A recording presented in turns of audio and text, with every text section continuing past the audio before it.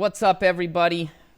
Phase 2 of the PTS is now out, and we have a much more clear view of what they're working on doing. So there's a lot of changes. A lot of the talents got changed. A lot of the attributes are changed. And overall, I'm pretty happy with what I'm seeing. I know there's a lot of people freaking out about more nerfs. And I'm going to go over some of the ones that stand out to me.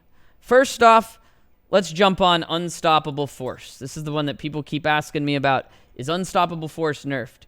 Yes, it is. But there is a second side to this. So, Unstoppable Force used to be 2% for every 10,000 max armor. It's now 2% for every 25,000 max armor. But as you can see here, they also upped the attributes. You can get way more armor on gear. I have some pieces of gear that have like 50,000 armor. And I have a feeling it's going to be higher than that as well. So keep that in mind when you're getting upset about the nerf to Unstoppable Force. Sure, it is going to be an overall less damage output than most people could have attained prior. And to get the most benefit out of it, you're really going to want to spec into armor. But I don't think that's a bad thing. It's not a huge nerf to the point that it makes it worthless and sucks, but you are going to want to spec into armor if you're using it. Also, they added some attributes like this. Armor percent. 13% total armor right there. And you can put that on your armor rolled chest. I have one here, 16%. Let me just show you, for instance. We're going to take this chest and go recalibrate this health into armor and see what happens. Let's go see what happens here. I actually have not tried this, so let's see what happens when we do. Here it is. And here's the health. Let's go down to that 50k armor piece that I have. 49k. Boom. Oh, we're not even close to capping out, guys. So, yeah, good news here. We can have 50,000 armor. Plus, I don't know how high this armor roll goes. This is on an Overlord's piece. I'd assume on, like, you know, an Alps piece, this would be into the 20s. So this is pretty cool. It looks like they doubled, if not a little bit more than doubled, the potential armor and health rolls. And they added new attributes. This is crazy. This is really crazy that I can have that much. That does not cap out. Now, it will cap out on other pieces of gear, that armor. But not that one, so that's good news. There's new rolls as well. Masks, I noticed we have health percent. I have 11.5 health percent on this Murakami mask. That's a sweet roll. Put that on a one-piece Murakami. This is nice. That's crazy amounts of health right there from one attribute. I have no idea how high that goes, but hey, I'm not complaining. That's pretty cool. I also noticed some other things. Let's see here. On gloves, we've got some new stuff. Armor regeneration. Armor regeneration is now a thing on gloves. Yeah, I've got a couple now with armor regeneration. As you can see, the health rolls are much higher. Let's go let's see what we can recalibrate this to. 15,000 health. Let's check these gloves out. They had 15,000 health. Let's see how much weapon damage we can cap out at. 8%. So 15,000 health, 8% weapon damage. That's pretty sweet considering you can only get 11% weapon damage. So we're giving up 3 weapon damage to have 15,000 health. Yes, please. Any day. I would gladly give up 3 weapon damage for 15,000 health. Maybe not everybody, but I will. Knee pads. I've noticed they're rolling high armor, but they also can roll armor percent now. I don't know if it's just a coincidence that the Overlord pieces are the ones that are rolling total armor for me, but my chest and my and this both were Overlord. So that's kind of cool. Armor percent on knee pads. So let's see, what else did they change? They did not nerf on the ropes. On the ropes is still the same. They rebuffed Safeguard pass back to the post-nerf Safeguard. It's kind of like the original nerf of Safeguard. On the PTS, it got nerfed to 50%, and it sucked really bad. It's now back to 150%, but it only lasts 5 seconds. It can only occur once every 20 seconds, and you can only have 4 or less reds. So they definitely rebuffed and re-nerfed. It depends on how you look at it in the lifeline of Safeguard and what they've done with it. But it's still usable. It'll give you some insane heals for, 5 seconds. But not going to be such a no-brainer to equip on your build like it was. I think On the Ropes is going to become the normal backpack talent that people run. Let's see. They changed Berserk. Berserk got buffed or nerfed or unnerfed or... It used to be originally no requirements, just having the right gun. Then it went to 11 reds on the PTS, and that seemed a little bit too extreme. It's now back to 7 or more, and it does 10% weapon damage every 20% missing. So a total of 50% if you have no armor, but only requires 7 or more reds. I'm going to be working on a submachine gun build here that uses this and see how it works. So this is good news. They changed on the original version of the PTS Phase 1, Unbreakable used to require 11 or more blues. It's now 8 or more blues. So that's good news. Bloodsucker, it is still 11 blues. I know in the patch notes they typoed and they said it takes 11 reds. But it actually takes 11 blues. So don't believe the patch notes. However, in PvP... Bloodsucker will only add 20% armor and stack 5 times. And I believe that's normalized PvP. I think ODZ, it will still act as if it's a PvE.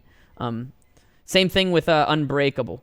Unbreakable 70% when your armor's depleted, but in PvP, it's 20%. Now, in the ODZ, non-normalized, it's still 70%. So keep that in mind. Other things they changed. Let's look at the list here. Most of the stuff they changed is still the same from Phase 1. So I don't really want to read all the Phase 1 changes. If you're curious, I'll have a link to the patch notes in the YouTube video description. But there's not that many more changes. One that's undocumented, that's actually really cool. Check this out, guys. You know how we used to make fun of Measured? Well... Measured is actually a lot better now. Check this out. Measured. Top half of the magazine is plus 20 rate of fire, negative 15 weapon damage. Bottom half, negative 20 rate of fire, plus 30 weapon damage. So now we're getting an overall weapon damage buff of, 15% here. And that's cool. This does not make us lose damage now. So this is pretty sweet. Measured is one of the talents that you can use if you're running like a 7 red berserk chest. Measured will be an option. The other option, what I think I'm going to run is fast hands. Crits make my reload speed faster, but this thing's cool though. Unfortunately, it doesn't pair the best with a clutch because your bottom half of the magazine, you're losing 20% rate of fire, and that's when you need your clutch the most is after you've, been damaged a bunch. Another change, Frenzy. Let's go look at Frenzy.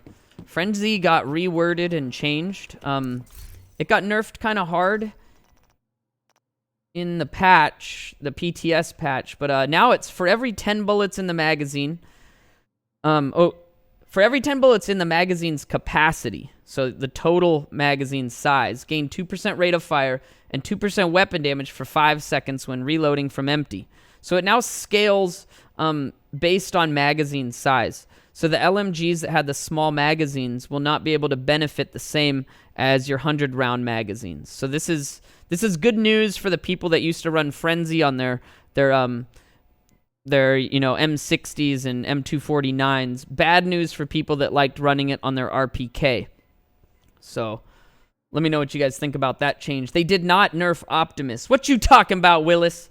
I told you they weren't going to nerf Optimus, and I don't know why there was fake news spreading around that Optimus was getting nerfed, but it didn't. So, yeah. Told you. Let's see, what else did they change? Killer got changed. Let's find Killer. Killer used to be a pretty much useless talent that if you killed an enemy with a crit, you got 50 crit, but it wouldn't go over the 60 crit cap, so it was pretty much pointless. Like, it would only benefit really low crit builds, and to kill someone with a crit with a low crit build seemed weird. Now, it's okay. It's 5 or more reds. Killing an enemy with a crit grants 30% crit damage for 5 seconds. I don't know. On submachine guns, I don't think this is the greatest. I still think I'd rather use, you know, either Optimist at 5 or Strained at 5 or the new what's it called, Measured. I would rather use, or Up Close and Personal. I think I'll use all of those than Killer, because you still have to kill them with a crit to get it. If it was just a kill, that'd be one thing, but it's not just a kill. So, hey. Knee pads. Let's go to knee pads. They nerf buffed, whatever you want to call it, patience. Patience used to be 7 blues. Then they nerfed it on the PTS. They changed it so that you have to be in cover for 5 seconds instead of 3 seconds, and it repairs your armor by 5%. In the PTS, they changed it to be 9 blues. It is now back down to 7 or 6. So it started at 7, went to 9, now it's 6. But it did get nerfed in its 3-second timer that it used to be. So that is good news for people that run patience, and I know a lot of people run patience. It's a great talent to have. Entrenched is great. This, if you guys didn't know, got buffed. They didn't change it in Phase 2. Really, really, really solid, considering that it shouldn't be too hard for us to have 400,000 armor.